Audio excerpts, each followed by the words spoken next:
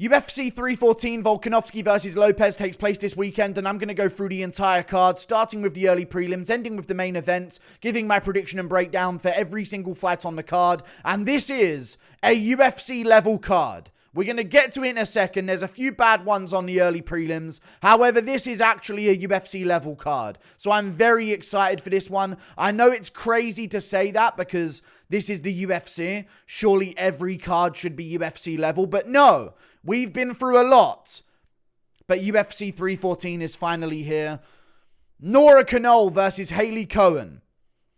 Interesting way to start off the card. I'm going to have to go with Nora Cornolle. She's way better than Hailey Cowan. Hailey Cowan has had a slew of injuries since trying to join the UFC after a bit of a lackluster win on the Contender Series in, I believe, 2023. It might have even been before that. It might have actually been in 2021 where she won on the Contender Series. And then since then, she had like 2 years off, came back, lost, then had another few years off. And it's just injury-prone Hailey Cowan, not really any good in the first place. Just signed because they need them on the roster, I guess. And we have to sit through it. And Nora Cornolle's actually pretty good, in my opinion. She had a nasty finish over a UK fighter, Melissa Mullins, I believe her name was. She got a finish over her. Nasty TKO win there. That was a decent prospect for women's MMA. Then she lost her last fight to Jacqueline Cavalcanti. And that's pretty impressive to make it that close with Jacqueline Cavalcanti, who's quite good herself. So I'm going to have to go with Nora Cornolle. She's way better in every area. She should win this fight pretty easily over Hailey Cowan. I don't see Hailey Cowan winning this fight. So I've got Nora Cornolle pretty convincingly by TKO. I would imagine Hailey Cowan's pulled out of like 4 or 5 fights over the past 4 years. And all of them have been because she was injured. So I'm going to have to go with Nora Cornolle to get this one done. We move on up the card to another fight, which is Tresean Gore versus Marco Tulio. I'm going to go with Marco Tulio. Okay, there is a part of me that thinks that since this guy has bagged Norma Jamont, maybe he's taken his foot off the gas. Okay? Who knows? A lot of guys, it takes them to get to a championship belt before they start thinking, I've made it. Marco Tulio has already achieved Norma Jamont's. He may just believe he's made it in life. So there's a chance that he could lose all motivation here. I don't see that happening, though. I don't see that happening. Tresean Gore's going to lose. Marco Tulio's a little bit too good for him. I don't see him having to worry about the stand-up of Tresean Gore. And I know Tresean Gore for a moment coming through the Ultimate Fighter before he lost to Brian Battle in the final. There was a moment where people were like, this guy's a really dangerous striker. He's the Black Darren Till. And, you know, everyone was, well, I don't know if they were saying he was the Black Darren Till because of his technique and the way he fought. I think they were saying it because of how close his eyes are together. Either way, Marco Tulio's too good for him. I don't see him worrying about the striking of Tresean Gore if he went through Yusri Belgarui on the Contender Series. I think he's very good, Marco Tulio. Had a great win in his UFC debut, so it's not like he's going to come in with any jitters about, you know, how am I going to do? It's the bright lights. You know, he's came in, he's looked good. His last fight, he beat Ihor Potieria by TKO in the first round. I'm trying to remember all of the fights these guys have had. First round TKO over Ihor Potieria, who can be kind of tricky to put away and make look easy. Few people have done it, but Marco Tulio has done it very well. Beat Ihor Potieria pretty easily. Tresean Gore's got a nasty guillotine. Outside of that, I'm yet to be impressed by him at UFC level. When he was going through the Ultimate Fighter, I thought, oh, this guy's actually pretty good. But then it turned out most of the fighters from that season were pretty garbage. Tresean Gore has a nasty guillotine. Submitted Josh Fremd in the second round with a guillotine. Very nasty looking guillotine as well. He's coming off of a guillotine win as well. I can't remember who he's coming off a win against with a nasty guillotine yet again. But he's done it again. Standing guillotine finish. Don't think it was anyone too impressive. So I'm going to have to go with Marco Tulio here. I just looked at Tresean Gore's resume again. But either way, Marco Tulio, better than anyone Tresean Gore's fought. Well-rounded, can take the fight where he wants it, can mix it up, and he's also got the finishing potential as well. I think he's more well-rounded than Tresean Gore. I think he's going to be a little bit bigger in there, a little bit more imposing, and he's been more active and more consistent over the past few years of his career, which is, you know, you can't really say that as much for Tresean Gore. A couple of submission wins with a guillotine. Other than that, there's not much to see. So I'm going to have to go with Marco Tulio getting this one done by decision or later rounds TKO, late second or third round TKO. We move on. Mudaerji versus Mitch Raposo.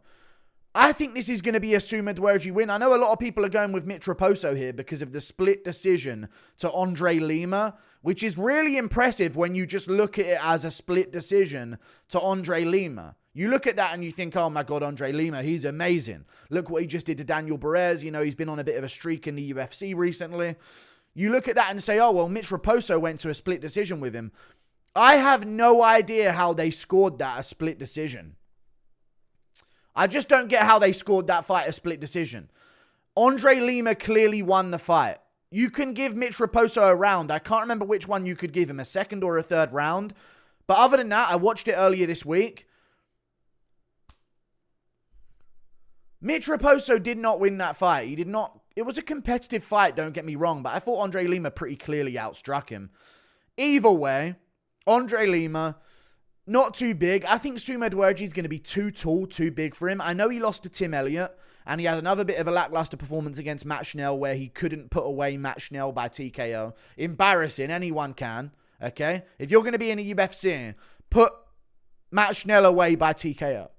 Steve Erceg don't even try and put people away by KO. He accidentally put away Matt Schnell. So much so that people started believing this guy had finishing potential at flyweight. So it was embarrassing.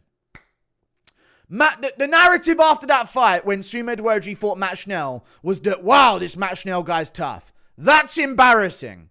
That's very, very embarrassing. Okay? Mitch Raposo, of course, lost on the Contender Series to Jake Hadley, got submitted, went back, sort of worked his way back through, got to the UFC again. He's lost again, but he's got a chance. You know, I mean, he is pretty decent.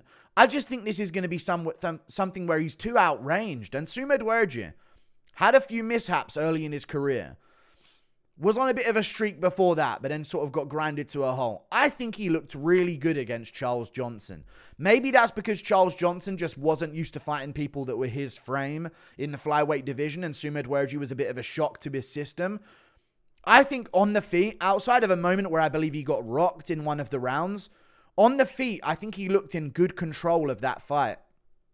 And I think Mudaerji is pretty underrated. He's going to have an 8-inch reach advantage, about an 8-inch reach advantage over Mitch Raposo here. He's way bigger than him. I don't see Mitch Raposo really like bullying him on the ground. It's going to be hard to hold down a guy like Mudaerji. He's improved. He looked really good against Charles Johnson. I know a lot of people are saying Mitch Raposo might get this one done. I've seen the Tapology votes on this fight, for example. And the odds are pretty close as well. But I'm leaning towards Mudaerji here. I think he's just too rangy for Mitch Raposo. Raposo's going to be too small for flyweight, which is, again, crazy to say because it's the smallest division in the UFC. I just don't see him really posing too much of a threat to Mudaerji. I don't see him catching Mudaerji by KO. And I think Mudaerji is going to be able to float around and tippy-tap and do his thing. I reckon Mudaerji wins this fight by decision, 30-27, 29-28. Mudaerji is going to get this one done. I think the low kicks are going to be a big factor for him here as well. Mitch Raposo is prone to a low kick or two. I reckon Mudaerji's got this one done on the back foot for 3 rounds, dancing around, pitter-patter shots. Lerone Murphy style, if you know what I'm saying. We move on. Up the card, Sedriques Dumas versus Michal Oleksiejczuk. Boot Gang himself making his way to the octagon against Michal Oleksiejczuk. I'm going to have to go with Michal Oleksiejczuk here. Sedriques Dumas, I mean, what is there to say about his career? I mean, there's some like Abu Azaitar performance. There's a Cody Brundage performance where he did okay, and maybe, who knows, since Cody Brundage won his last fight, maybe, just maybe, Sedriques Dumas is better than we think, but no. Julian Marquez was the fighter that Cody Brundage beat, and he hasn't been around for a while. I have no idea why he was signed at the UFC, but some people just are nice to everyone at the staff, and therefore they get extra opportunity after going on massive loss streaks. Sedriques Dumas,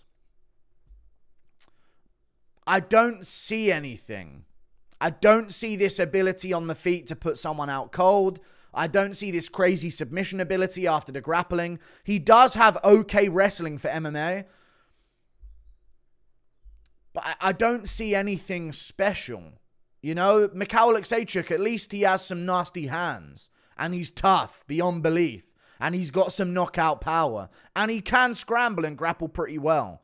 At middleweight, I think it's much better suited for Michal Oleksiejczuk. He, of course, lost a lot of fights at light heavy. Won some fights as well that got overturned. For whatever reason. We're not going to talk about it, Michal. Okay? But they did get overturned. I remember him out grappling Khalil Roundtree early in Khalil's career. But he had a really good performance against Sharamagomedov in his last fight. Even though Sharamagomedov won and outpointed him on the back foot, he consistently found the target on Sharamagomedov while cruising forward and looking for a bruising. That's impressive to me. Okay? Sharamagomedov, of course, against MVP, dancing around, bouncing around, couple shots a minute, was outdone by MVP. He never tried to switch it up once because he's dumb. And all fighters are. But Michal Oleksiejczuk, he will bruise forward. You know what I mean? He'll make it happen. And even against Shara, who was like lighting him up on the back foot here and there, he stayed in the fight. He didn't get put away by anything. And he kept going forward. He kept making it happen. Sedriques Dumas is not Sharamagomedov on the back foot. I don't see that from him whatsoever. He is dangerous. He's got reach. Michal Oleksiejczuk dropped Kevin Holland. I know it's middleweight, but people don't just drop Kevin Holland with a big punch and then he got submitted, I understand. But Michal Oleksiejczuk outduked Chidi Njokuani. I think Chidi Njokuani is a good version of Sedriques Dumas, who actually has some striking talent. I'm going to go with Michal Oleksiejczuk, and you know what? I could see him finishing. Just looking at the physiques, I know that Michal Oleksiejczuk looks like he's prone for this as well. I could see him finishing Sedriques Dumas with a body shot. He's actually got some nasty body shots, and I could actually see him catching him with a body shot here, like a straight shot to the body, putting him down, putting him away, round 1 or 2. I think Michal Oleksiejczuk's quite underrated. His record doesn't represent how good he is. Where he's at in the rankings doesn't represent how good he is. If you put Michal Oleksiejczuk against anyone, I'd be concerned for them. With Sedriques Dumas, I'd consider it a layup for him. If I'm looking at ranked opponents in the UFC middleweight division, and you give him Sedriques Dumas or Michal Oleksiejczuk, I'm more worried for them against Michal Oleksiejczuk. That's just the way that I see it. I'm going to have to go with Michal Oleksiejczuk getting this one done by TKO in the second round. Body shot related. I'm going to say body shot related for some weird reason. There you go. We move on. Up the card to another fight, which is Darren Elkins versus Julian Erosa. If Julian Erosa has fraud-checked Charles Jourdain, Sean Woodson, Christian Rodriguez in his very last fight, I believe. It might not have been his last fight. I know he got head kicked by Alex Caceres, but this man has ruined many a prospect in his time. Okay? It's actually bizarre how many great fighters Julian Erosa has beaten, only to lose to really terrible fighters and make an absolute scrappy brawl with Steve Peterson. I mean, there are so many prospects that have thought they were hot shit until they ran into Julian Erosa. Even Nate Landwehr at one point gets put away by Julian Erosa in round 1 when Nate Landwehr was going on a bit of a tear in the featherweight division. If he has done all of that to then lose to Darren Elkins in Big 2025, I had to check the date then, I don't know what I'll do. Now, Darren Elkins in Big 2025 is on a 2-fight win streak in the UFC. I may make an entire video as to how much the UFC has fallen off and how terrible the product is and how low the skill level is in a lot of these divisions. However, Darren Elkins is on a 2-fight win streak. He beat TJ Brown, TJ Downtown Brown, had a win over him, and he also beat Daniel Pineda, where Pineda is just, in my opinion, he's got talent, but he's undisciplined, and he doesn't have the grit to go. He has some good moments in fights, because he is a gritty guy, but he doesn't have the discipline to be, like, well cardioed for these moments. You know, it was a bit of a bloodbath between him and Darren Elkins. He kept losing dominant position. Elkins was out scrambling him. I think Julian Erosa is going to be too much problems for Darren Elkins at range on the feet. And I reckon he TKOs Darren Elkins. Surely, for the love of God, I'm actually going to say for the love of God here. For the love of God, surely Julian Erosa will TKO Darren Elkins in round 1 of this contest. Or at least beat him regardless. Surely, Julian Erosa, who has fraud-checked many a prospect, can be trusted to defeat 2025 Darren Elkins. I don't see finishing potential from Darren Elkins. It's very difficult to outgrind Julian Erosa in a decision win because his cardio is second to none. For the love of God, I'm putting this on God. Okay, and I'll get to the Bryce Mitchell fight in a second because I may be putting something else on God later this card as well. Either way, Julian Erosa should certainly defeat Darren Elkins, and I'll be very emotionally confused if he doesn't. Julian Erosa will win this fight, please. We move on. Up the card, Jim Miller versus Chase Hooper. I'm going to go with Chase Hooper. Now, if you were asking me this question not that long ago, I probably would have said Jim Miller, you know. What has happened? Okay, we're good. I probably would have said Jim Miller. 2 years ago even, 2023, before the Bobby Green fight for Jim Miller where he got really badly damaged, and before Chase Hooper's recent few performances where he's looked really, really good, and dare I say it, actually like some kind of future contender, which I did not believe was ever going to be a reality before, I would have maybe said Jim Miller would win this fight. But I think Miller's finally hit that wall where he's not getting any better and it's kind of starting to trickle away. I'm not saying that he's gotten better since... I mean, honestly, there was a time where I did consider Jim Miller's maybe got better since his fights earlier in his career. But no, those conversations are done. I think that Bobby Green fight took a massive toll on him in terms of the amount of damage he took.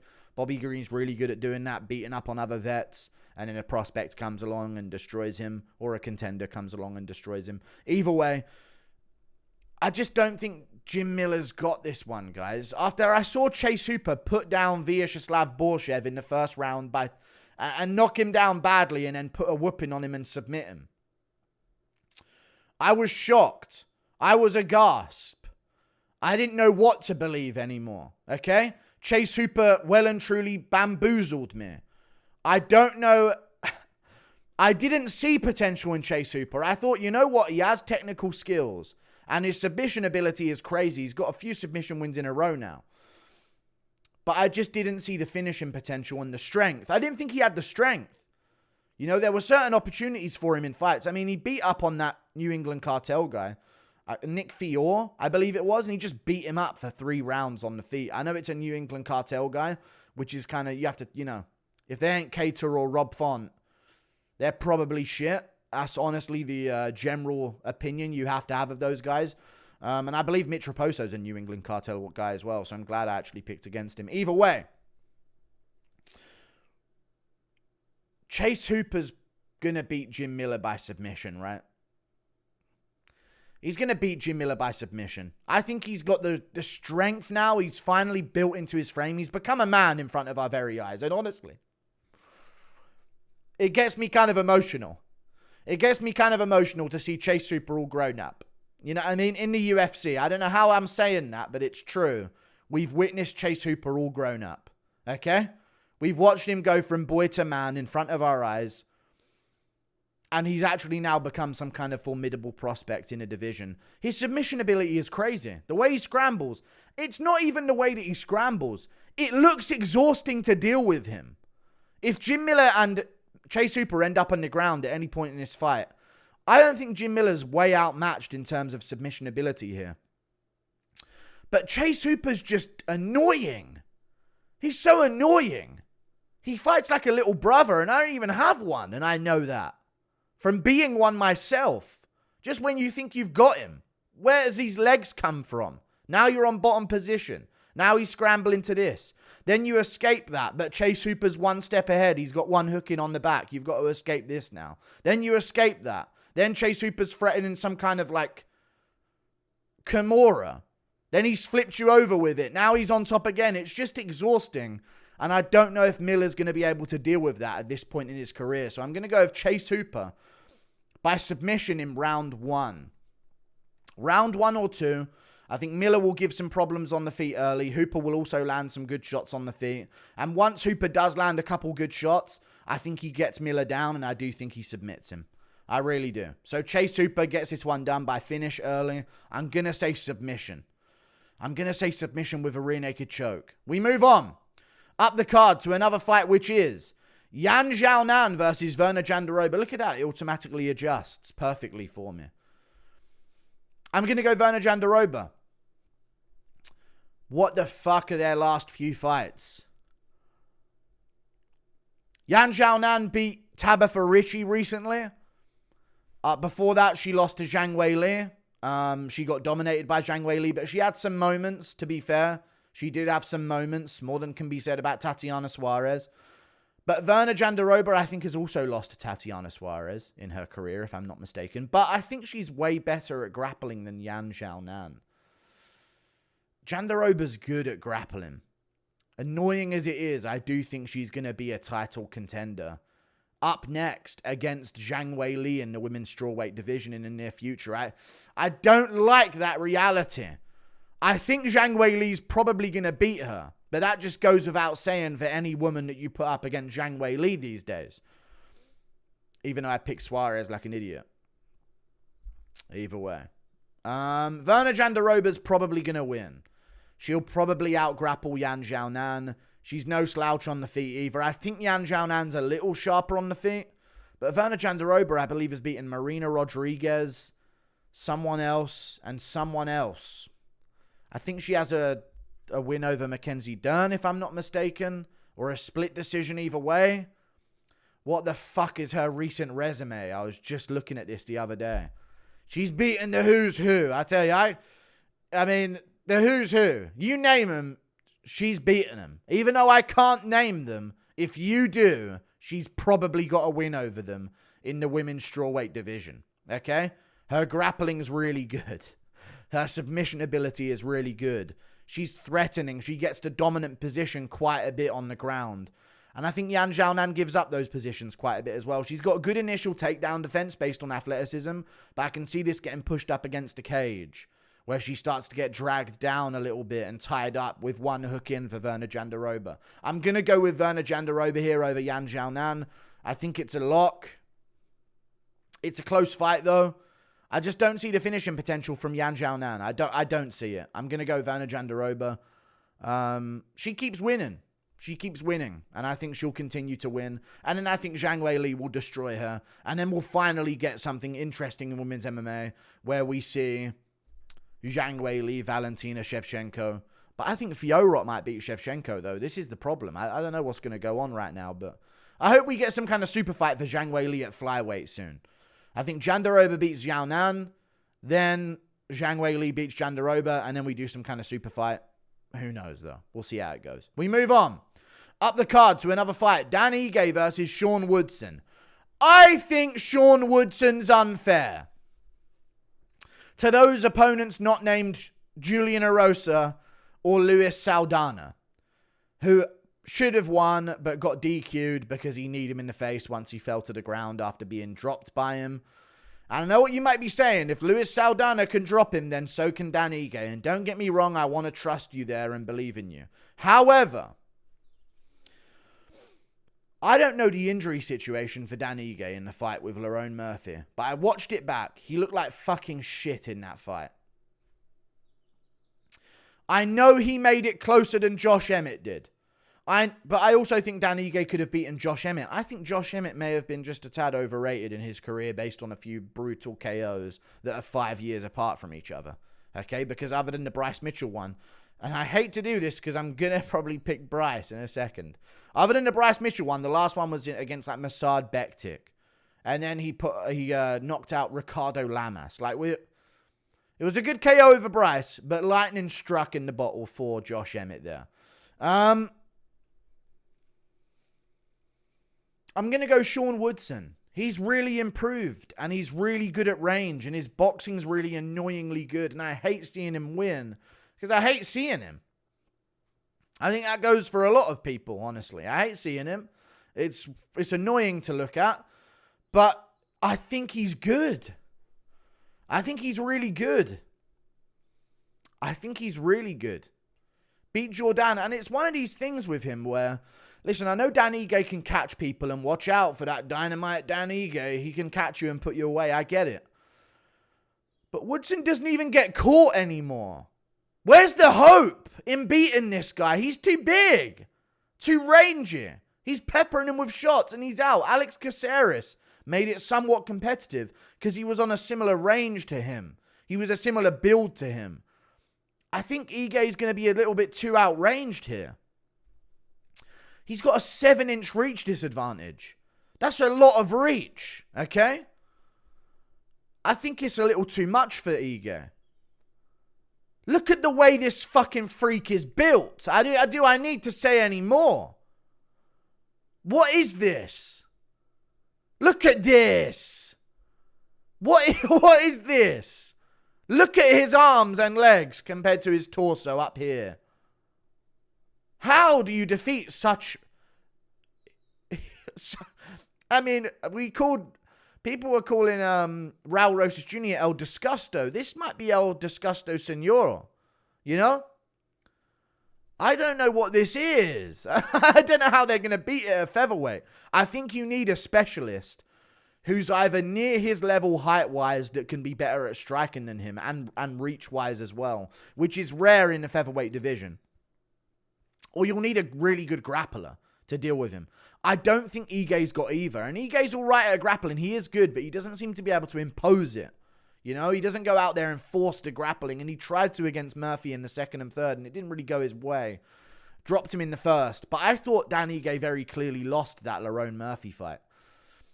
On damage, at least. It came down to the last moment. I get it. But Murphy overcame being dropped early. Disaster struck, and he still pulled it off. You know? I'm going to go Sean Woodson, man. I think he's too rangy. It's annoying how good he's been looking recently because I don't like seeing the rangy guys win sometimes, but Fernando Padilla got put away really easily, and that's not too impressive of a win, but I know they accidentally raised Charles Jourdain's hand, but he had no fucking chance in that fight. Even if the numbers did say, the numbers were pretty close here, I don't see Ige working the low kicks here. I don't see that. I see him getting peppered and beaten. I think if Ige's on someone who isn't as rangy as him, he can do well. You know, Diego Lopes fight, he did quite well. There were circumstances around that, but of course, same thing for Dan Ige as well. But Lopes isn't too much bigger than Ige. This guy's 6'2" at featherweight, and he doesn't seem to...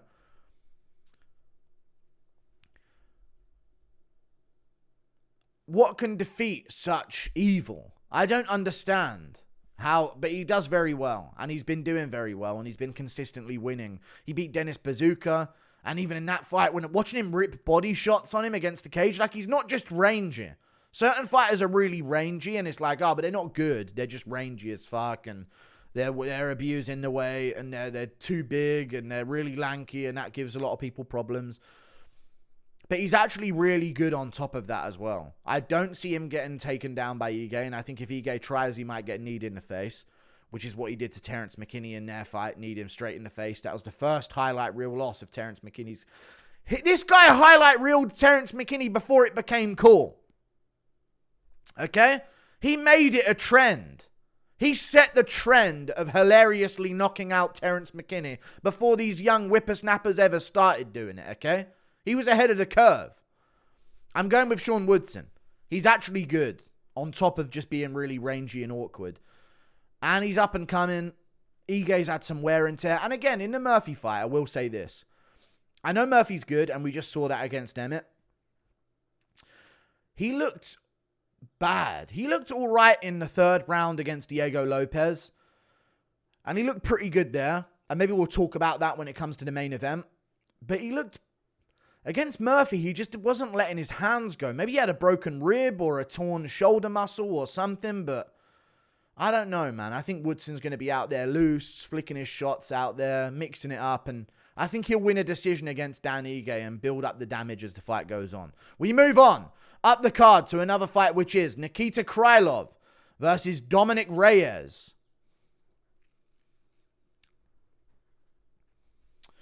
This needs to be said. Nikita Krylov is the most underrated UFC fighter on the roster, and he has never done me wrong yet. He will not do me wrong against Dominick Reyes. I know it for sure. I should put on dark mode in the future for this because my fucking pale face is already too dark or too white, and the white background is too much on top of it. Noted for future breakdowns of cards. I just caught a glimpse of myself on OBS and realized it may just be too damn bright for people watching this in the glow of their monitor past midnight when they should be asleep. Because you've got work tomorrow, dude. What are you doing watching me break down a fucking UFC card for over an hour? We'll get there. I'm already seeing half an hour. I may have yapped too much. Nikita Krylov's one of the most underrated UFC fighters on the roster. I think he beats Dominick Reyes. I think he puts away Dominick Reyes in the first round as well. He's a wild man. He just goes out there swinging it and throwing it, and good luck to the opponent. And it's going to take someone really... And Reyes is really good. Reyes is very technical. Good shots off the back foot. He can find openings here and there. He did get knocked out by Ryan Spann, but that's okay, I guess. We're going to have to say that's okay. That's okay to get knocked out by Ryan Spann, even though it's not, and it's fucking embarrassing. Okay? I think Nikita Krylov will find a way to TKO Dominick Reyes, and I don't even know how he's going to... I don't know how he's going to do it yet. He doesn't know how he's going to do it yet. But his performance against Volkanovski, his performance against Gustafsson when he came back, and even his performance against Ankalaev. I know those other names, whatever, you know. Ozdemir's pretty good, but I thought he beat Ozdemir way better than Allberg did. You know, he lost to Jan Blachowicz. He got subbed very early in his career. Other than that, you know, I thought he had a very close fight with Magomed Ankalaev, where he went toe-to-toe with Ankalaev, shooting takedowns on him, mixing it up on the feet. 29-28 against Ankalaev. Very competitive stuff. Glover Teixeira. When Glover went on his run at light heavyweight and was beating the who's who coming up the top of light heavyweight, dominating Anthony Smith, then he went out there and beat Thiago Santos, then he went out there and beat Jan Blachowicz for the belt, then he was like a minute away from defeating Yuri Prohaska and ruining that for everyone as well. When he was going on that run, one of the last fights that he had that was competitive was a win, but it was a split decision to Nikita Krylov where they grappled a ton.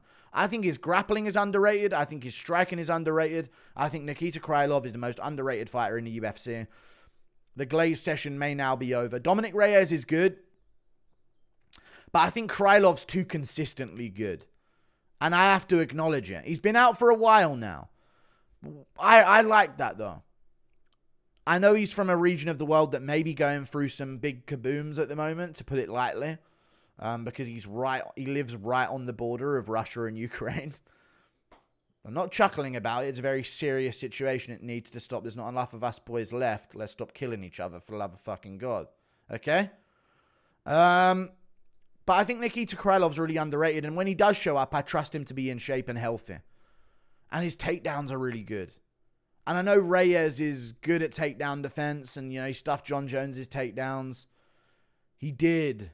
I just think I trust Krylov's lizard brain to switch off the heat of the moment here. And I'm going to trust Krylov to put... I think he TKOs Reyes. I thought Reyes was too hittable early on against Anthony Smith. He, of course, ended up beating up Anthony Smith, who tucked up into a ball because he's Lionheart, and that's what Lionhearts do. They tuck up in a ball on a single leg and just let themselves get beaten up. But Nikita Krylov's different, man. He's too dangerous. I could see a spinning back fist hurting Dominick Reyes, or a big head kick after a 1-2 down the pipe. He's weirdly good like that, man. I want Reyes to win, but I'm done doubting Krylov, and I think he will make his way to a title fight at some point in his career. I think he'll win this one. Then I think he'll, like, shockingly beat, like, a Jan Blachowicz after this, which I think is next for the winner here, maybe. Who knows, though. Then I think he'll end up fighting for some kind of title against, like, an Ankalaev who defended, or... No, they're going to do... Oh, no, Allberg versus Blachowicz already happened, so Allberg's fighting Yuri. So we'll see what happens, but I think Krylov has a title fight in his future, and I think Reyes had his chance, and they fucking robbed it from him, and now it's ruined. I'm going to go Nikita Krylov. I'm going to say that Nikita Krylov wins this fight by finish. TKO. I think he catches Dominick Reyes and puts him away in the second round. They get scrappy. Both guys have moments in the first. And then Krylov just keeps coming and keeps coming. And eventually TKOs him in the second round. I think he will get a takedown here. I think he'll drag down Reyes. Reyes may get back up, but Krylov will punch him in the face a few times first. Break that nose again of Reyes. And I think Reyes going into the second round will be the one with visible damage on his face. And I think that's where he'll cave in the second. Nikita Krylov, second round finish. However you want to see it. His scrambles against Ryan Spann. Listen. The Nikita Krylov glaze session has not stopped yet. I know I said it was going to be very quick and, we're going to get it over and done with, but no. The Nikita Krylov glaze session is not done yet.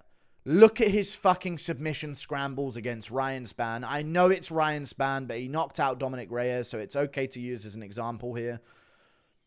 The way he was transitioning between submission moves against Ryan Spann is not something a light heavyweight should be able to do.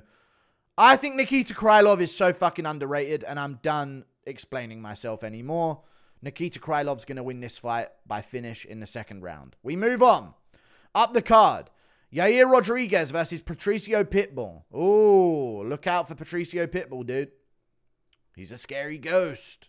That is so blatantly like Damon Jackson or something. Sorry, you can just see the fucking hairline from here. Either way. Prime Damon Jackson, should I say. In his prime. Not this new version. Who's lost his aura. Prime Damon Jackson, TKO'd Pat Sabatini with a front kick. Why am I breaking down? We're not breaking this down. Yair Rodriguez versus Patricio Pitbull. I'm going to go with Yair Rodriguez here. Pitbull's good, but I think his days are done. I just broke this down on Tim Welch's podcast a couple days ago. Ulka Shushaki, some guy at Ryzen, TKO'd him pretty bad. And in his last fight, he was doing okay. He ended up getting a third round finish against a guy whose name may have ended in Jenkins. I can't remember everyone's resume recently. But man, I think Patricio Pitbull's best days are gone. There was a time where he was beating, Adam Borics, who beat Aaron Pico, who's now in the UFC fighting Movsar Evloev, for some fucking dumb reason. What the fuck are the UFC doing with that? I want to make a whole video about it, but I've got to have some other news to come out first so I can, break it down together. I can't do one video about fucking Aaron Pico fighting Movsar Evloev. Either way. He beat Adam Borics, who beat Aaron Pico, then he beat Juan Archuleta, then he beat a bunch of other guys. He KO'd Chandler in the first round, and there was this aura around Pitbull as, the guy. I think he beat AJ McKee, but it was a bit uneventful, but he beat AJ McKee. And he had this mystique about him as this is the guy outside the UFC. And don't get me wrong, his resume still isn't that bad, but then I watched him lose to Sergio Pettis, who was a flyweight in the UFC, fighting Brandon Moreno in 2013. Then he was a bantamweight in Bellator. Then he's beaten Patricio Pitbull. I don't believe in Pitbull anymore. If he would have came early, after the Archuleta performance, or even then it's quite decision heavy. I think the finishing potential's on the side of Yair Rodriguez. And you've got to be prime Volk level. You've got to be prime Volk level to deal with Yair. And even on the feet then, I'm going to mention this when we get to the Volkanovski Lopes breakdown.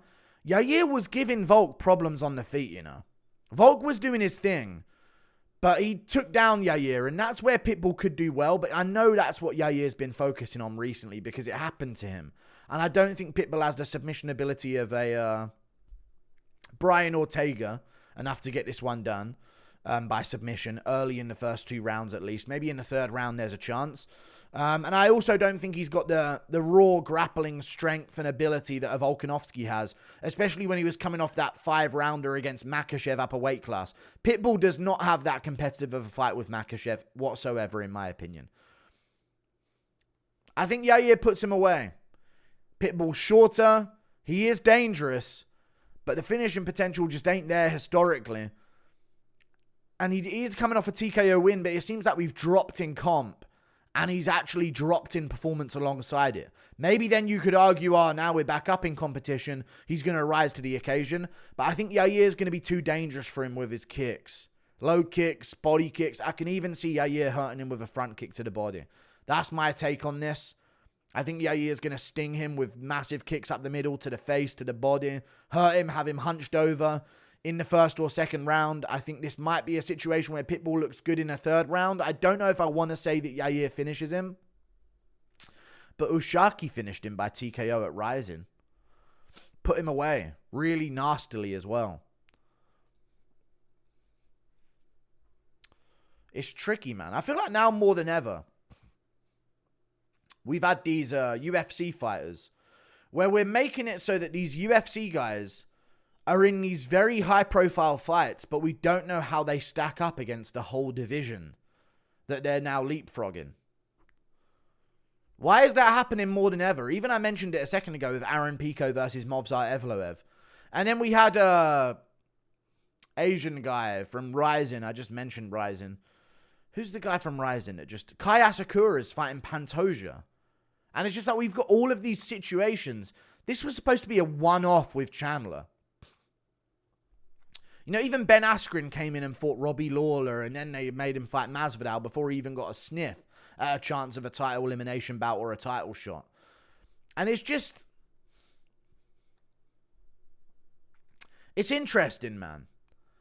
I don't know where Pitbull now, this version of Pitbull, I don't know where he stacks up against a featherweight division. Would I pick Sean Woodson to beat him? Would he beat Dan Ige? He'd probably beat Josh Emmett, who just swings overhands at this point. But I'm going to go Yair. I think Yair is good enough. And I think he's going to give him some problems on the feet. And I think he's going to start aggressive. He needs this win. Back against the wall, Yair is typically a good version of Yair. I think he stings him to the body with big shots. And I think he's going to be too explosive for him early. First round, Yair is good enough to deal with a grappling threat, in my opinion. It's good enough to stay safe and deal with a grappling threat. Once we get late second round, third round, then he can be manipulatable once he's gone for his dynamic techniques. But I think Yair is going to hurt him to the body with a front kick early. And I think he's going to shuck off an early takedown attempt or two from Pitbull. And then I think Pitbull's going to kind of come undone in the second. Yair's going to have his way. And then maybe in the third round, Pitbull has a moment where he ends up on top and does some stuff, but doesn't get a finish out of it. I'm going to say 29-28, Yair Rodriguez wins this fight based on the first two rounds, striking at range. I don't see Pitbull getting this one done, in my opinion. Tricky fight for him. He could pull it off in his debut. I've watched a lot of his fights. He is good. I just don't see that thing in his last few performances that made him good early on in his career. He's a winner. He is a winner. But sometimes when you do championship fights for that long, against these guys where you go 5 rounds with Archuleta, you go 5 with Adam Borics as well, which is very impressive to do. Sometimes you lose the ability to get enough shit done in 3 rounds. I don't know why that's now an opinion I have, but I've been thinking it over the past few years. When these guys have championship fights for so long and then they go to 3-rounders, they don't have the same urgency. You know, they lose urgency because they win one and they know the prospect that they fought's never been 5 rounds or has never had championship fights. So they kind of rely on that 4th and 5th round to do their fraud checking against this prospect that ain't ready for the bright lights yet. But in a 3-rounder, I don't know if he's got the urgency. I'm going to go Yair Rodriguez, being sharp, fast, active in the first 2 rounds. 29-28 Yair. We move on. Well, we've messed it up. That's the Lord trying to lead me astray.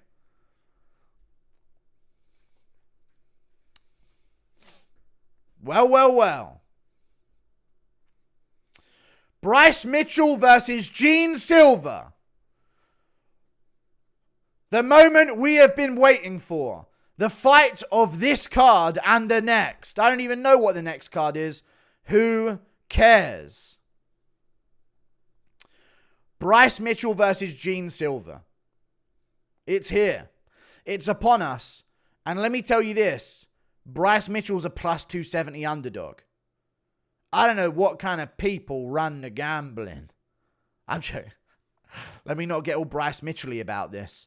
But his pattern recognition is second to none. Okay?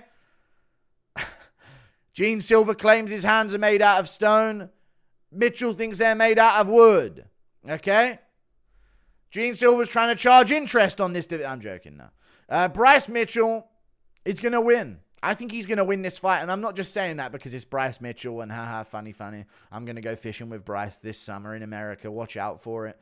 I think he's going to win this fight. I think he's too big. I know Dober's there, but Dober ain't going to grapple and look for the back and tangle him up. And I watched Charles Jourdain, a guy who's now at bantamweight that was never a big featherweight, and not only wasn't a big featherweight, but was never a grappler. I know he had a submission over Victor Henry.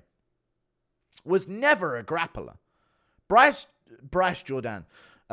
Charles Jourdain was a smaller featherweight, and he just kept getting these takedowns on Gene Silver in their fight. And then I spoke to Tim Welch, and if you look at Tim Welch, or if you listen to that podcast, after I mentioned that Bryce Mitchell was getting takedowns, I think maybe even before I mentioned that Bryce Mitchell was getting takedowns, he was talking about seeing sparring footage of Gene Silver, where he kept getting taken down in the gym. And I know Gene has this ability to switch people off on the feet, and it's the fighting nerds way. They go out there, they aura farm, they get their TikTok edit, and then boom, they get the finish, and it's over, and it's amazing. Okay? Great stuff from Gene Silver.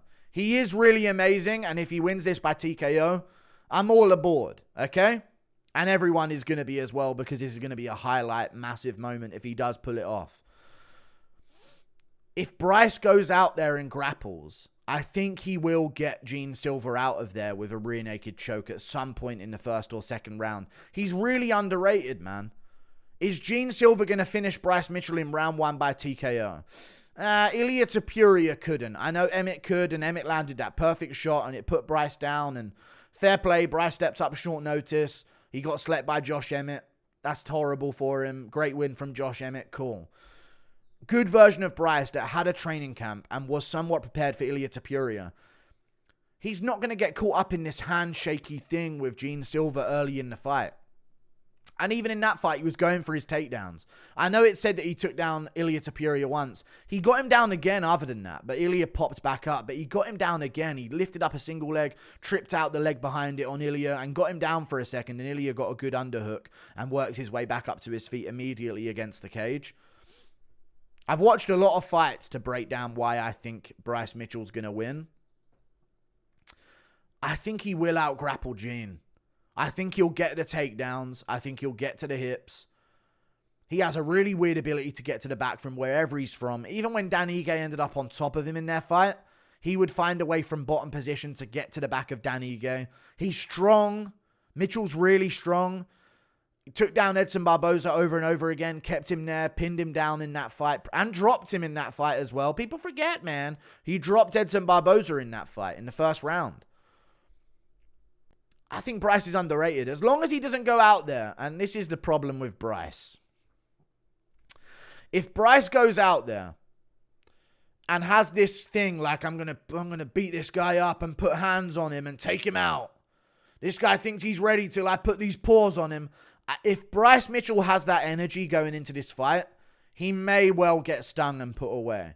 But if he just goes out there and understands, I'm going to mix it up on the feet, I'm going to stay sensible, I'm not going to fall for any of this glove touching or high-fiving, which I don't even think Gene Silver's going to be going for, but I'm not going to get caught up in the show of a Gene Silver fight where I don't think he'll be going for handshakes, but I think he will be sort of like laughing and barking at Bryce in the cage and trying to put all these things out there to sort of have his moment.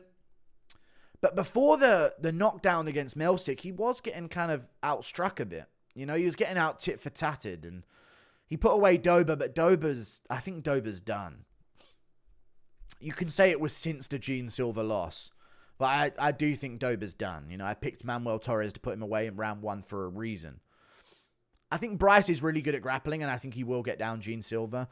And Jourdain got him down very easily in their fight. 3 times over. He hurt Jourdain early in that fight. Put him away in the second. In the clinch. Posting on his head. Smashing him with an uppercut when he was going for a takedown. I understand that's a real possibility here to happen to Bryce as well. But Bryce is really good at grappling in MMA. He's really good. And I think a few people are seeing that now, where they've been watching back some Bryce fights and thinking, you know what? Bryce is actually really good. And he's a top-level fighter. I'm going to go with Bryce. I'm going to go Bryce. I mean, if you're willing to shoot on Kron Gracie in a fight, regardless, oh, well, he shot and then he slammed him, or maybe Kron pulled guard in that fight. I think Kron might have pulled guard on him and then he slammed him. But even if he didn't get the slam KO, he was still willing to be on top and then he went for elbows, you know. Like, he knew if that didn't KO him, he's going to be on top of Kron Gracie on the ground. I think he'll get to the takedown of Gene Silver. On Gene Silver. And once Bryce gets to the takedown, he does get to the back. He does. He's really good. I think people overlook that because of the antics recently, you could call him, or just Bryce speaking his mind, as I like to call it. He's noticing some things, and therefore he must now be shunned by society. I get it. But live on pay-per-view at UFC 314, this fighting nerd is getting his books burned in front of the whole world to see, and Bryce Mitchell's going to get a rear naked choke in round 2. Round 2, rear naked. I think Bryce is dangerous. On the ground, maybe a decision, but I think Gene might lose a bit of pop in his shots if Bryce does start wrangling him a bit, getting him down. And again, Jordan took him down in the open, was backed up against a cage, got him down there as well and turned a corner on him and got him to the ground with a double leg. Got him on a single leg, tripped out the rear leg, dunked him on himself at the end of round 1. I saw Charles Jourdain, a smaller bantamweight that's not a grappler, that's a pure striker, do 3 different types of takedowns on Gene. Shot from the open, shot from his back up against a cage that he turned a corner with and got down Gene Silver in the second round, and also a single leg to which he dumped Gene Silver from. I'm going to go Bryce. I'm going to go Bryce Mitchell. If he doesn't get caught up on the feet, in the antics, in the I'm going to scrap with this guy and put hands on him and take him out, he will out-grapple Gene. I think he will get a submission win here. I'm going to go with Bryce Mitchell. Rear naked choke in the second round. There will be some danger from Gene. I think he will land. And he will have moments and then be like, yeah, and amp himself up. And then boom, Bryce is on a takedown. And all of a sudden, it's not cool anymore. I think. Is Gene the second coming? I don't want to put that out there because I know how Bryce is oriented, faith-wise. But Gene might, I was going to say the second coming of Ilia Topuria, who's then going to go on this rise up the featherweight division. Gene might be him. He really might be. I don't think he beats Bryce. I just have seen the examples of, I don't need to go over it again, but I think Bryce Mitchell's going to win that fight. Out-grappling Gene. And I don't think he's that bad on the feet. Even against Ilia, the way he was popping shots and shifting back out of range. And shifting out of range. And Ilia's swinging to take his head off like Gene Silver does. And if he lands, he lands and he takes your head off. I get it. Gene Silver's a dangerous guy. But Bryce was like matadoring the ball early against Ilia. Making him miss. Ilia was landing some shots. Bryce was eating them. And Josh Emmett's really powerful.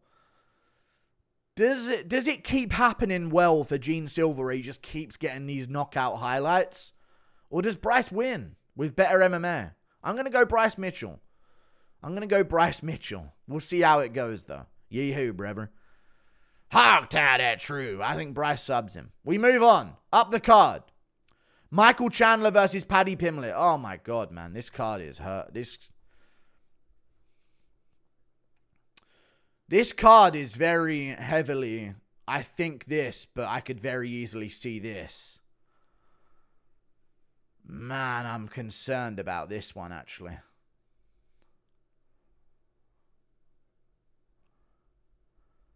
It's very, very heavily, I think this, but I could also see this.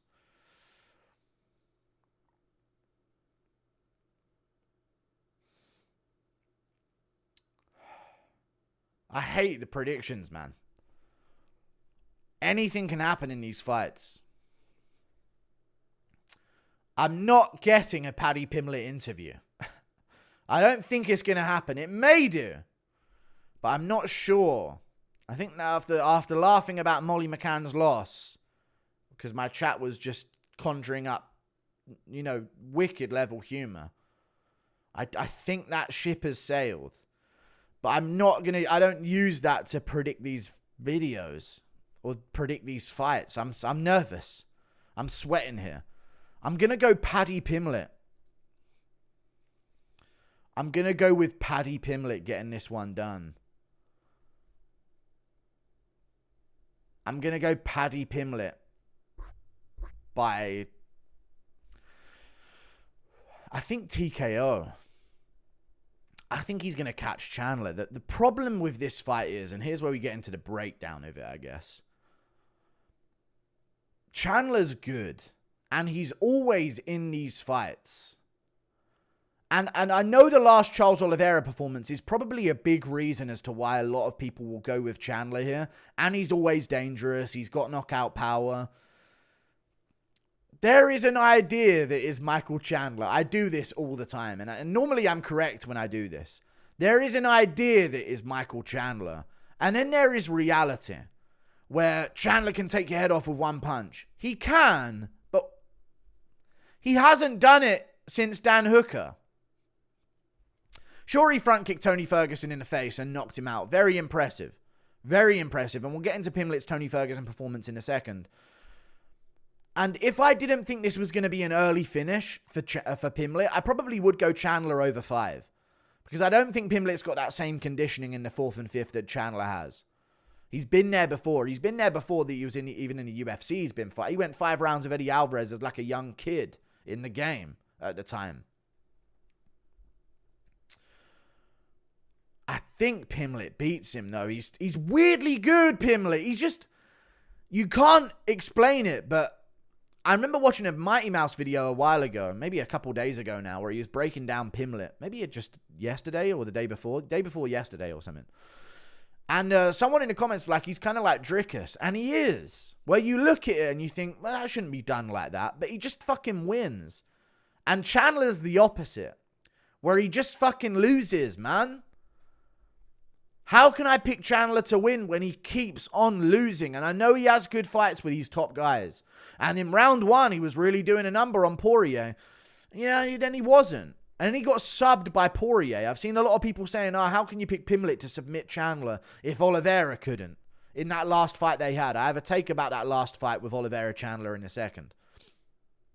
Oliveira finished him in the second fight, by the way. Whatever, though. But Poirier subbed him. Rear naked choke. That got scrappy and Poirier got the sub. And Pimblett is really good at grappling. And he's really rangy on the feet. And Chandler goes first a lot. And Pimblett's really good at being reactionary in these fights. I think if Pimblett shoots a takedown in the first round, I don't think he's going to get it. But I could see Pimblett stinging Chandler in an exchange. Getting stung. Stinging Chandler back. And then finding something. With a jump knee. That's actually what I see here. I can see him having Chandler against a cage. In some level of danger. After Chandler's landed some good shots. Chandler's had some moments. Pimblett's maybe got a bit of blood coming out of his nose. We're in round 2. Pimblett's got a bit of blood coming out of his nose. Chandler's had a round 1 where he's won the first round. Worst thing fucking possible for Chandler historically is that he wins that first round. Then I think Pimblett's going to sting him in the second. Maybe catch him with a kick. He's got pretty good lead kicks. His low kicks are pretty good as well. I think they're going to be a big tool for him here. Once he doesn't have Chandler trying to tear forwards and knock him out immediately in the first round. And I think if we do get to those later rounds. Not later rounds. If we do get to later rounds, I do favor Chandler. But in the second, I can see so clear. It'd be one of those picks where I pick Chandler where I've ignored this hunch that I have on how the fight's going to go. And that really annoys me. I think Chandler's going to have moments in round 1. Pimblett will also have moments. I think he'll try to get Chandler to the ground and fail. He might go for a leg and Chandler's going to scramble out of it and land a few shots and go to tear up Pimblett up against the cage and swing on him, and Pimblett survives it and he's up against the cage where Chandler's got him in the clinch and then separates and still pushing forward trying to tear Pimblett up. Pimblett's chopping low with kicks when he does get his time to do so. Maybe he catches Chandler here and there and has a glimpse. But then Chandler gets back on him and lands another big body shot that puts him up against the cage and swings up high and Pimblett barely avoids it. Ooh and ah moments for Chandler in the first round. Then I think in the second round, I think Pimblett catches him. And whatever he does from there is whatever he does from there. If you want to say submission or TKO, That's up to you. I think Chandler does a lot of the same shit, man. When he does his step through, and once you get enough tape on Chandler, at first when he came into the UFC, it's like you don't know what he's going to do. He's going to tear it up. He's going to go for dynamic shots, and who knows? And then a front kick against Ferguson, all of a sudden he's got that in his game. He doesn't really. But he landed it on Ferguson, and it was really good. But I think in the second round, Pimblett will find reads.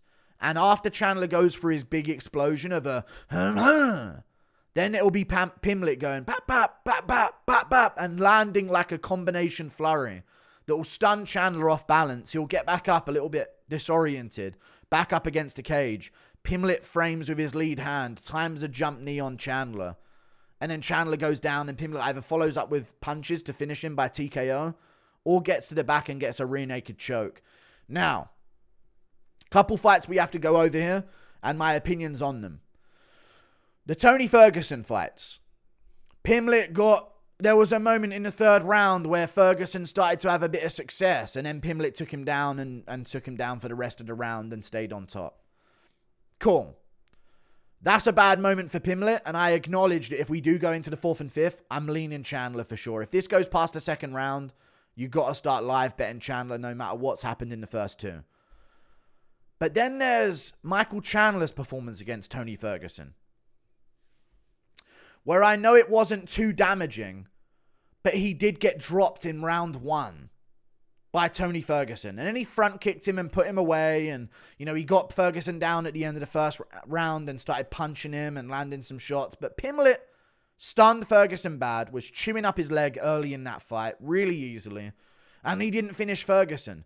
Oliveira didn't finish Ferguson. Not the same Ferguson, I understand. I don't think he's ever been the same since the Gaethje loss. Forget it. It's tough to say based on the Ferguson fight. It's tough to even use it as an example for Pimblett. But his submission ability is really good. And then Oliveira. Oliveira didn't submit Chandler in the second fight, and was in trouble in the fifth round. I've watched that fight with Oliveira and Chandler a lot of times, and I've turned it off in round 5, but I've seen round 5 a few more times. But the first 4 rounds, I was like, this is great from Oliveira. But then I started watching it and thinking, Oliveira was making a point not to get overzealous and look for a finish at any point in that fight. I really think that. And he consistently got to dominant position over Chandler. I know Chandler survived those bad positions, and surviving Oliveira on his back is good.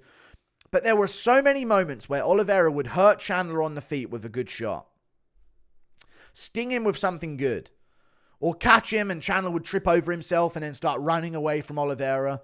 And I was thinking, man, if this was Oliveira on his run to the top of the lightweight division that he had when he then beat Gaethje for the belt and he then beat Dustin Poirier, even though the Gaethje fight wasn't for the belt, you know what I'm saying? He would have been on Chandler there, putting him away by finish. If that was that version of Oliveira. And then even in the Arman fight, he had the guillotine, but then he was very patient and Arman was getting the better of him, and he was sort of okay to, I'll wait for a moment that perfectly comes to me. He doesn't force the moments like he was when he was on his run. And against Chandler, he was kind of waiting for that. If this knee doesn't knock him out, so be it. I'll wait 2 minutes and then a shot might come around where it will knock him out. Pimblett has that. Balls to the wall. Fuck if I get KO'd. I'm going for it. Mentality. And Chandler consistently gets in bad positions and gets hurt in fights. So I think Pimblett's going to finish him. And I'm going to say TKO in the late first or second round of this fight. Tough moments early on where Chandler starts fast. Then later in the first, early in the second, I think Pimblett will get a TKO win. I think Oliveira was cruising in that fight with Chandler. And he was in full control. And I'm going to say it. Round 1, they get tangled in a weird position where the leg of Chandler's caught up in a weird position and they can't really progress to anything. Oliveira can't progress to anything. Chandler can't risk escaping the position or he might get subbed. They kind of just stalemate the first round. Oliveira wins it. 2, 3, and 4, Chandler was a fucking victim in there against Oliveira. Sure, he survived and he had that moment in round 5 where it was impressive, but he was a victim in there against Oliveira in rounds 2, 3, and 4. Backing up. Back against the cage, not really having any success whatsoever other than a couple of shots that he landed. I think if Pimblett has him up against a cage, he'll go for it like a proper Oliveira would. Not an Oliveira who's now like, if I lose this one, it's wraps. I don't want to do this if I'm going to be competing against the lower end of the division. I'm a top guy. I need to stay here so I can get that Makhachev fight. Or get a super fight against Anilia. Or, you know, he wants the Makhachev fight more than anything.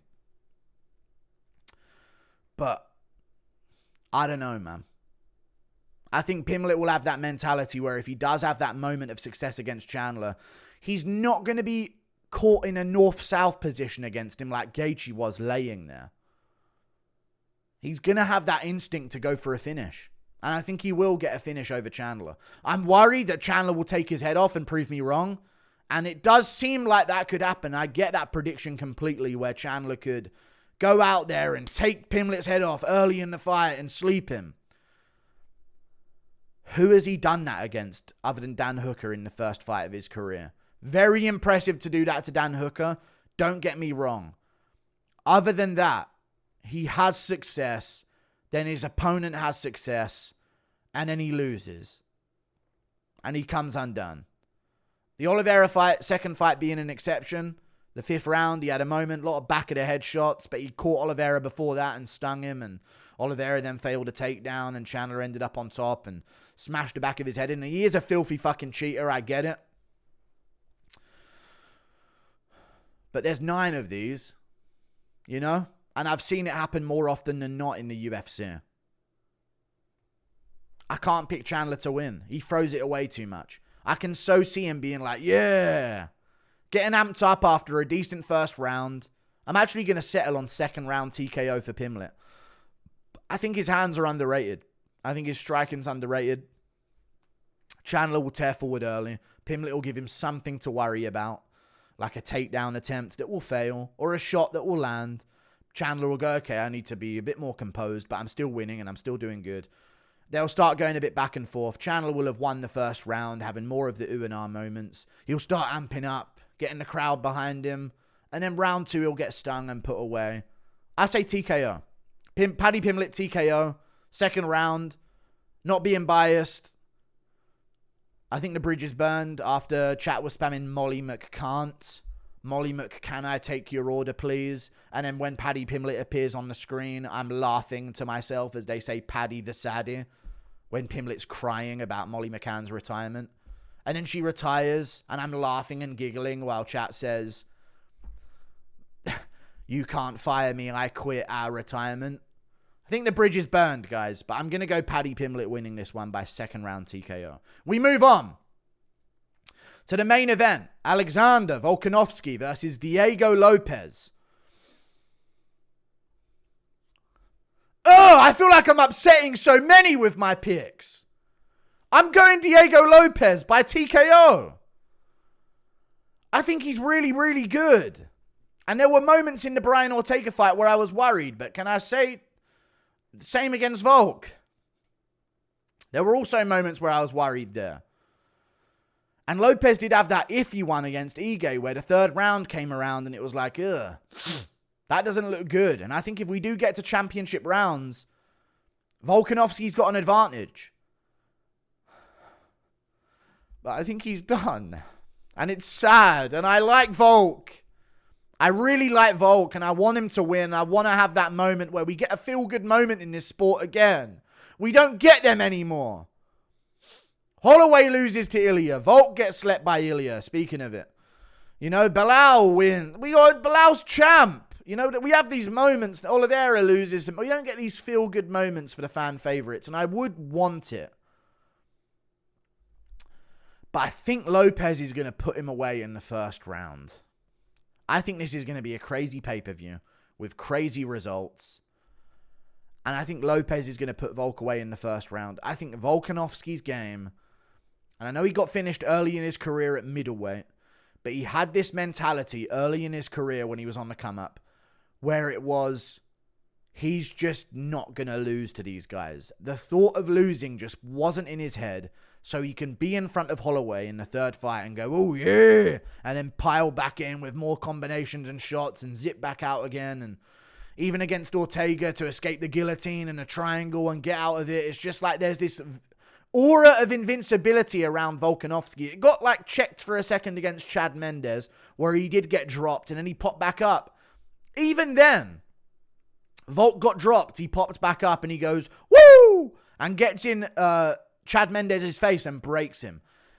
There was this aura of like the Terminator has arrived in the featherweight division. I think he gets too careless with his chin up in the air far too often, and Lopes is the kind of guy to crack him straight on the chin early in the fight and put him away. I hate to say it. It hurts me to say it. I know Makhachev fight. He had a really good fight with Makhachev. But in that fight, in the first fight with Makhachev, I'm talking about, not the time he got TKO'd in the second fight and put away with a head kick, I get it. In the first fight with Makhachev, he got stung a lot coming in and he got cracked. And I know he hurt Makhachev in moments as well, and sort of behind the ear shots that sunk Makhachev for a bit and looked bad for Makhachev, and then he shot in and, you know, Volk got the better of the scramble there. He got stung a lot going in against Makhachev.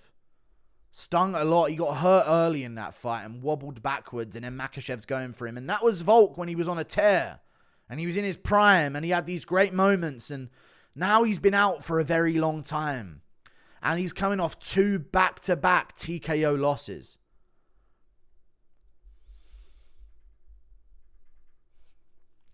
And even after the first Makhachev loss, I was worried for him on the feet against Yair, and I still am when I watch that fight back.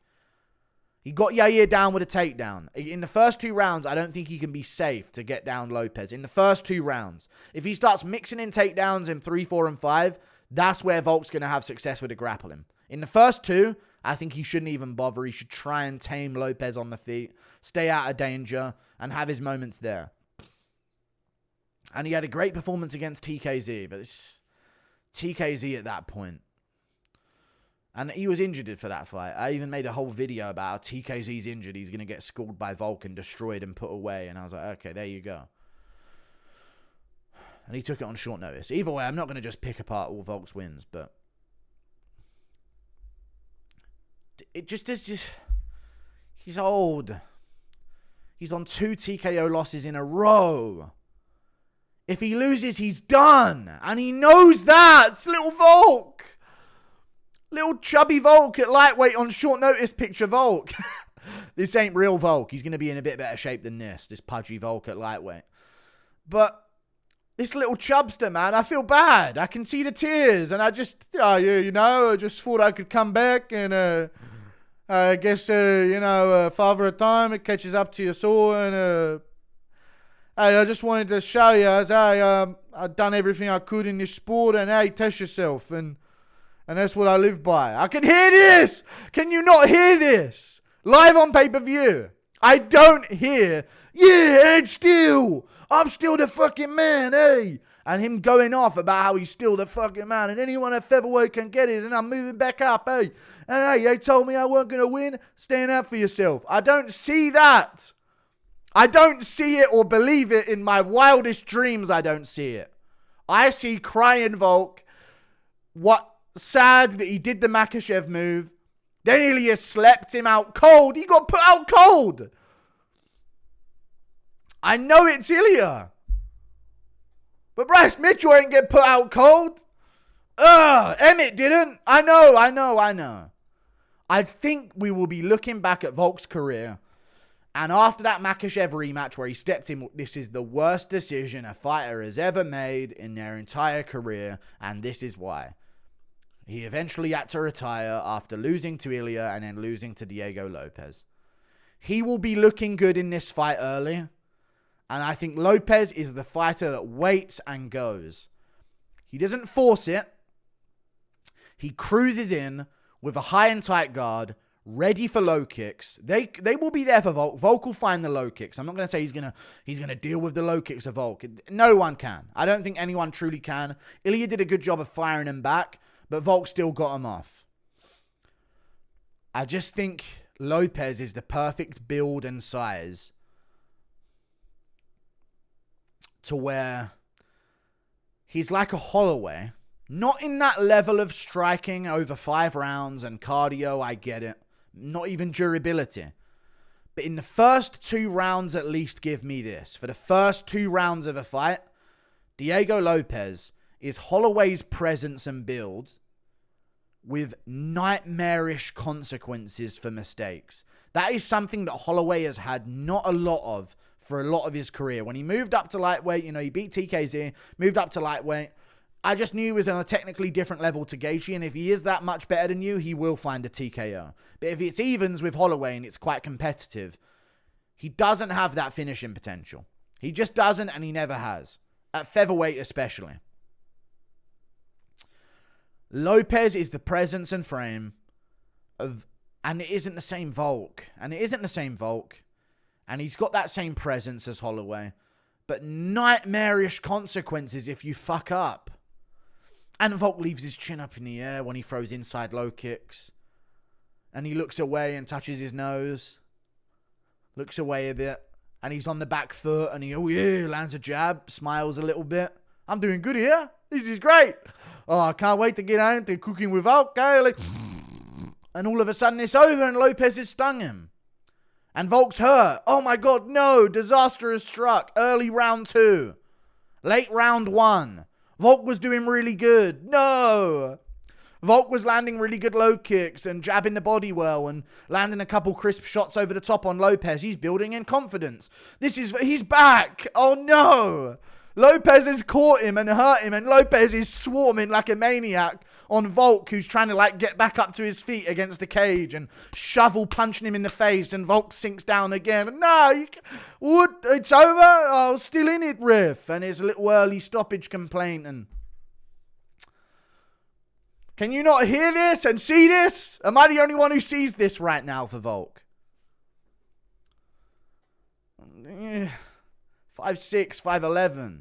Lopes has got a bit of reach, and we know now Volk's reach is fraud checked. He even came out himself and said, listen, hey, my reach, they're lying.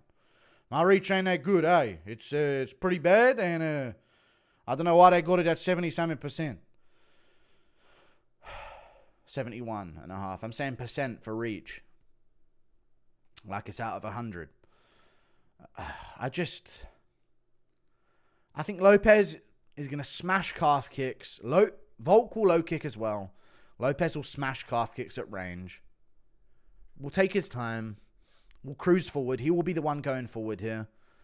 I think Volk won't shoot a takedown early. He will end up in the clinch early. And here's another thing I want to mention in this fight. The clinch. Against Yair, against Holloway, in every Holloway fight, against taller guys, against Makhachev, anyone taller than Volk, he always ends up in the clinch. And he does well. He'll body, head, separate. Looks to frame, elbow, body, and then he's back in and punch into the head. And he's framing up, and he does that thing when he did against Makhachev. He even did this against Holloway and Yair, where he'll push on the hips, and he'll get tall in the clinch.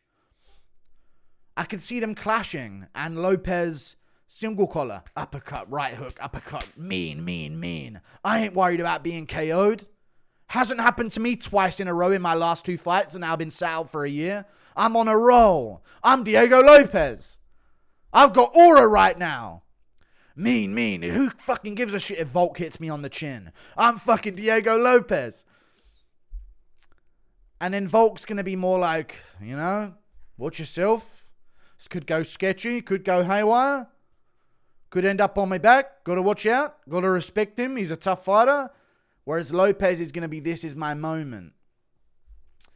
This is what I've done. This is why I stepped up on a week's notice for that fucking 300 card. And this is why I not 300 card, but this is why I stepped up for that fight. And this is why I took this fight 6 weeks after and 4 weeks after that. And now I'm here taking the title shot against Volk to save this card because Ilya's moved up. And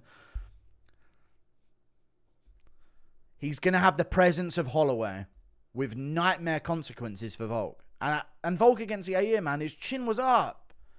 And he's turning his head away from head kicks. Ortega's unfinishable, it seems, right? He just is. And Lopes still beat the fuck out of him for 3 rounds. And I know it's Ortega. And Ige did well. But everyone, Darren Elkins did well against Volk. Everyone has these performances where someone shows up and it's not ideal circumstances and there's a little bit of a sketchy moment and performance. I know it's longer ago in Volk's career than it is for Diego Lopes. I completely understand. But Ige's still good. I know I'm picking Woodson to beat him style-wise. But Ige's still tricky. And I think Ige's really good for Lopes against Lopes. Because Ige's very difficult to finish. And he holds his ground. And he swings back with knockout shots. And that's what you've got to do to beat Lopes. You've got to clash with him. Ilia Lopes is very compelling for that. Because they clash together. Both having the ability to put each other away. And, you know, Lopes started to slow in the third. I don't think we see the later rounds. I think he puts Volk away. I think Volk will be doing well. Couple body kicks. His lead body. How dare you throw lead body kicks? How dare you be that comfortable out there? And I'm in full control. The audacity, the stubbornness of Volkanovski. As he's out there, lead low kick, lead body kick. Oh, that was good, eh? And he's starting to signal to people and look at the audacity of him to get away with that for so long. And in the last 2 fights, he hasn't got away with it. He may push Lopes up against the cage and have moments. But again, if he does that, I think Lopes is going to catch him with shots on the inside. And I don't think he can get Lopes down and be safe for the first 2 rounds.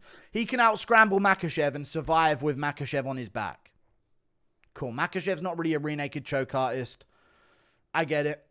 But he survives with Makhachev on his back. He out-scrambles him. He can get back to his feet. He can stay safe against Makhachev.